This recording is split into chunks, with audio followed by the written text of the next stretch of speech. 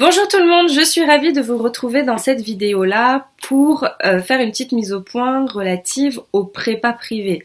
Vous êtes nombreux à me poser plein de questions sur les autres prépas, mais malheureusement, je n'ai pas d'informations précises concernant sub-barreau, objectif barreau, pré-barreau, le CFJ et puis j'en passe. Je ne peux pas vous donner d'informations sur ces prépas-là. Je peux seulement vous donner des infos sur la prépa que j'avais faite moi, la prépa groupe ISP.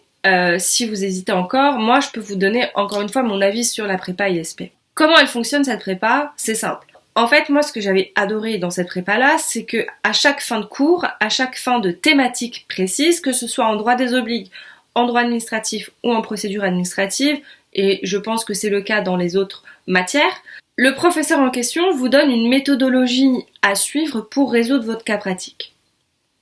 Et franchement, si vous suivez leur méthodo, vous pouvez réussir haut la main les écrits. Donc le problème de la plupart des étudiants qui passent l'examen du CRFPA, c'est que bien qu'ils aient les connaissances, s'ils n'ont pas la bonne méthodologie, ils n'auront pas tous les points.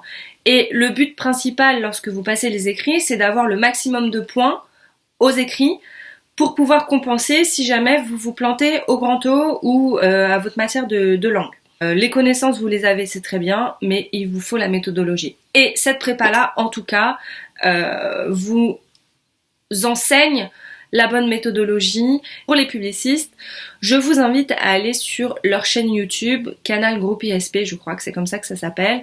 Je vais vous mettre le lien juste en dessous. Je ne vais pas vous faire une vidéo sur la police administrative parce que le professeur de droit administratif qui enseigne à la prépa ISP a fait une méthodologie spéciale police administrative pour la résolution d'un cas pratique.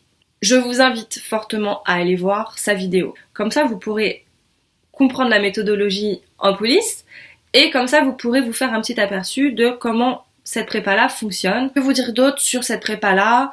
Leur atout, c'est vraiment la méthodo. Et je crois que c'est ça, ils ont bien compris ce qui nous manquait à nous, étudiants, pour pouvoir résoudre les cas pratiques et même en note de synthèse. Allez voir sur leur site, tout est bien expliqué sur le déroulement de la préparation du CRFPA, les concernant. Et n'hésitez surtout pas à aller sur leur chaîne YouTube, puisque vous avez plein de points méthodologiques sur la résolution d'un cas pratique, sur la note de synthèse, comment appréhender les épreuves, voilà.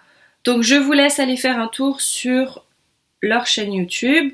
Et pour ceux qui révisent la police administrative, allez voir la vidéo de Jean-Paul Gélin, elle est topissime. Donc je vous dis bon courage dans vos révisions, bon courage lorsque vous allez ficher la police administrative. Moi, c'est une thématique qui m'a beaucoup plu. Je crois que c'est la thématique qui me passionnait le plus lorsque j'ai révisé le droit administratif.